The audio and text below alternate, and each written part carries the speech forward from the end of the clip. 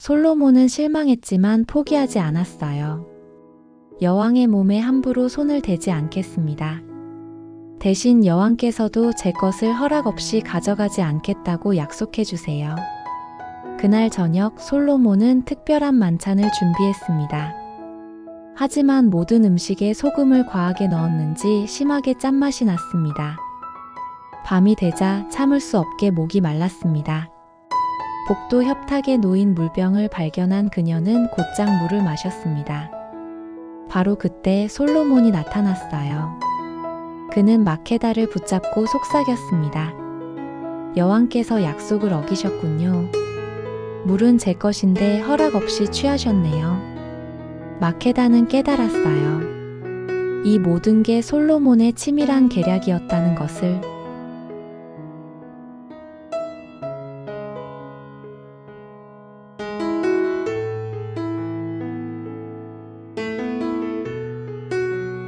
오늘 이야기는 3000년 전 동지중해와 북아프리카를 무대로 펼쳐지는 열정적인 로맨스입니다. 이건 단순한 왕과 여왕의 만남이 아니었어요. 세계에서 가장 지혜롭다는 솔로몬 왕과 아프리카에서 가장 아름답고 똑똑하다는 시바 여왕 마케다의 조우였으니까요. 특히 이번에 들려드릴 내용은 에티오피아의 경전 케브라 나가스트에 기록된 버전인데요. 성경보다 훨씬 더 솔직하고 적나라하게 그들의 관계를 묘사하고 있습니다. 기원전 10세기 마케다는 아프리카 동북부 에티오피아 고원의 무역을 장악하고 있던 절대 권력자였습니다. 구릿빛 피부를 가진 절세미인이었지만 그녀의 진짜 무기는 외모가 아니었습니다. 지성을 바탕으로 한 정치적 수완이었죠. 그녀는 남성 중심 사회에서 혼자 힘으로 왕자를 지켜낸 철의 여인이었습니다. 어느 날 그녀는 북쪽에서 온 상인들로부터 흥미로운 소문을 듣게 됩니다. 예루살렘에 솔로몬이라는 왕이 있는데 그의 지혜가 너무 뛰어나서 온 세상 사람들이 그에게 조언을 구하러 간다는 거예요. 마케다가 냉소적으로 말했습니다. 그렇게 지혜롭다고? 남자들 특유의 허풍 아닐까? 하지만 호기심은 계속 커졌어요. 그녀는 그 유명한 솔로몬 왕을 직접 만나서 과연 소문이 사실인지 확인해 보기로 합니다.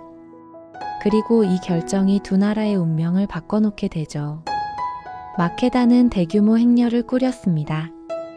낙타의 등에 황금, 보석 그리고 향료를 가득 실었고 수행 인원만도 수백인 엄청난 규모로 말이죠. 이렇게 국력을 과시하는 외교 전쟁이 시작되었습니다. 그리고 몇 달간의 험난한 여행 끝에 마케다는 드디어 예루살렘에 도착했습니다. 솔로몬의 궁전을 본 순간 그녀는 깜짝 놀랐습니다. 소문보다 훨씬 웅장하고 화려했거든요. 솔로몬 역시 마케다의 도착 소식을 듣고 궁금해했어요. 아프리카에서 온 여왕이라니. 과연 어떤 여자일까? 하지만 실제로 마케다를 본 순간 솔로몬은 숨이 턱 막혔습니다.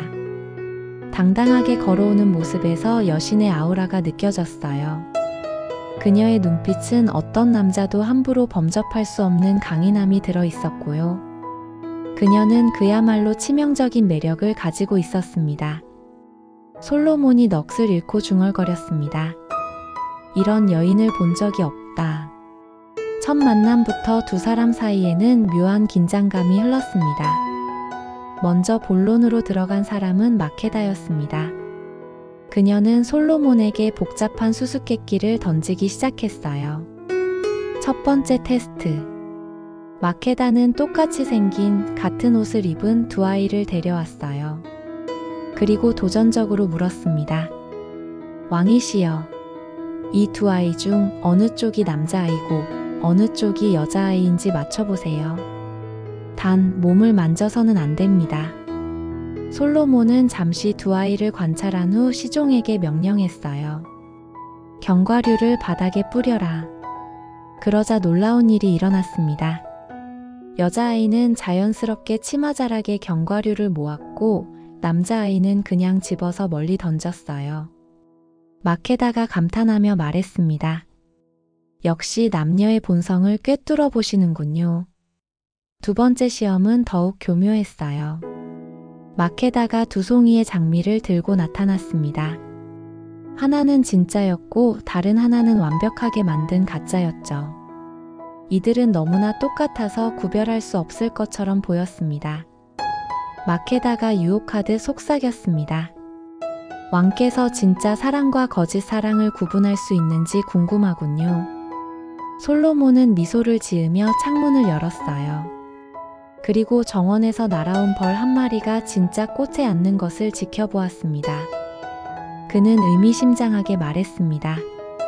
자연은 거짓을 모릅니다. 진정한 것만이 생명을 끌어들이죠. 세 번째 시험에서 마케다는 더욱 깊이 있는 질문을 던졌어요. 왕이시여, 의학에 대해서도 아시나요? 인도 여성이 석류를 먹으면 왜 임신을 못하게 되는지 설명해 보세요. 솔로몬이 진지하게 답했습니다. 석류는 차고 습한 성질을 가졌고 인도는 덥고 건조한 기후입니다. 인도 여성의 체질 역시 차고 습한 편이죠.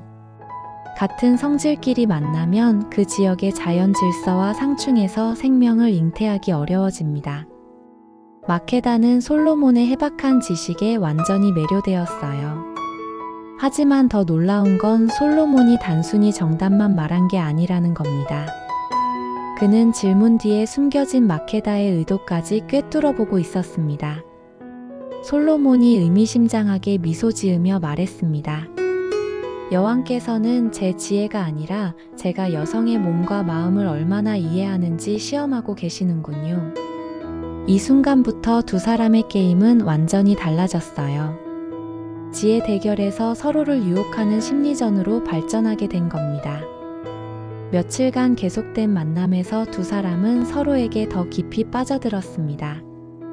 마케다는 솔로몬의 지혜에 감탄했고 솔로몬은 마케다의 아름다움과 지성에 매혹되었어요.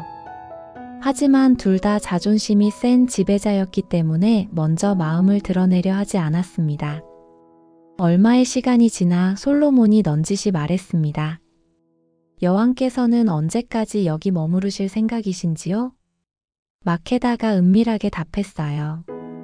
그건 왕께서 얼마나 흥미로운 사람인지에 달려있겠네요. 드디어 솔로몬이 움직였습니다. 마케다에게 정식으로 청혼을 한 겁니다. 하지만 마케다는 쉽게 승낙하지 않았어요. 그녀는 신중하게 말했습니다. 왕이시여, 아직 시간이 필요합니다. 솔로몬은 실망했지만 포기하지 않았어요. 대신 교묘한 제안을 했습니다. 여왕의 몸에 함부로 손을 대지 않겠습니다. 대신 여왕께서도 제 것을 허락 없이 가져가지 않겠다고 약속해 주세요. 마케다는 이상한 약속이라고 생각했지만 받아들였습니다. 무슨 음모가 있는지 전혀 눈치채지 못했으니까요. 그날 저녁 솔로몬은 특별한 만찬을 준비했습니다. 하지만 모든 음식에 소금을 과하게 넣었는지 심하게 짠맛이 났습니다. 마케다는 예의상 말없이 식사를 마쳤습니다. 그러나 밤이 되자 참을 수 없게 목이 말랐습니다. 마케다는 방에서 나왔습니다. 복도 협탁에 놓인 물병을 발견한 그녀는 곧장 물을 마셨습니다. 바로 그때 솔로몬이 나타났어요. 그는 마케다를 붙잡고 속삭였습니다. 여왕께서 약속을 어기셨군요. 물은 제 것인데 허락 없이 취하셨네요. 마케다는 깨달았어요. 이 모든 게 솔로몬의 치밀한 계략이었다는 것을. 하지만 전혀 속았다는 느낌이 들지 않았습니다. 그녀도 그를 간절히 원하고 있었거든요. 그날 밤 마치 운명에 이끌리는 듯 두 사람은 격정적인 사랑을 나누었습니다. 왕과 여왕. 두 명의 절대 권력자가 모든 것을 내려놓고 완전히 서로에게 빠져든 거예요. 며칠 후 마케다는 에티오피아로 돌아가야 했어요. 해결해야 할 국정 과제들이 쌓여 있었으니까요. 두 사람은 이별을 못내 아쉬워했습니다. 솔로몬이 마케다의 손을 잡고 말했습니다. 다시 만날 수 있을까요? 마케다가 슬프게 대답했어요. 운명이 허락한다면요. 그러나 돌아서는 마케다의 얼굴에서 희미한 미소가 번졌습니다. 그녀는 자신이 임신했다는 것을 알고 있었습니다. 이별은 너무 아프지만 뱃속에 사랑하는 이의 아이가 있다고 생각하면 조금은 덜 외로울 것 같았습니다. 에티오피아로 돌아간 마케다는 몇 달 후 아들을 낳았습니다. 그 아이는 아버지를 빼닮아 똑똑하고 용감했어요. 마케다는 솔로몬에게 아들의 존재를 알리지 않았습니다. 정치적으로 너무 복잡해질 수 있으니까요. 아들 메넬리크는 자라면서 자신의 출생에 대해 궁금해했어요. 왜 아버지가 없는지, 왜 어머니가 때때로 슬픈 표정을 짓는지 알고 싶었습니다. 메넬리크가 성인이 되자 마케다는 마침내 오랫동안 간직해온 진실을 털어놓았어요. 내 아버지는 예루살렘의 솔로몬 왕이다. 이제 네가 직접 만나볼 때가 됐다. 메넬리크는 기뻤습니다. 자신의 아버지가 세계에서 가장 유명한 왕이라니. 그는 즉시 예루살렘으로 향했습니다. 왕궁에 도착한 메넬리크를 본 순간 솔로몬은 직감적으로 느꼈습니다. 이 젊은이가 바로 자신의 아들이라는 것을. 너는 마케다의 아들이구나. 그리고 내 아들이기도 하고. 솔로몬은 메넬리크를 사랑으로 대했어요. 그리고 그를 후계자로 삼으려고 했습니다. 하지만 메넬리크는 단호히 거절했습니다. 아버지, 저는 어머니가 계신 곳으로 돌아가야 합니다.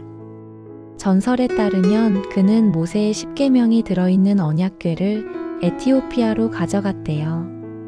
이 성스러운 상자는 오늘날까지도 에티오피아 북부의 한 교회에 보관되어 있다고 합니다.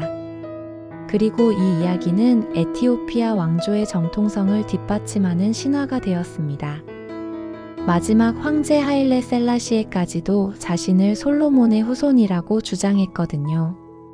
결국 솔로몬과 마케다의 하룻밤 로맨스는 3000년간 이어진 왕조의 시작이 된 겁니다. 어쩌면 위대한 사랑은 순간의 열정이 아니라 그 사랑이 만들어낸 미래인지도 모릅니다. 솔로몬과 마케다가 증명해 보인 것처럼 말입니다.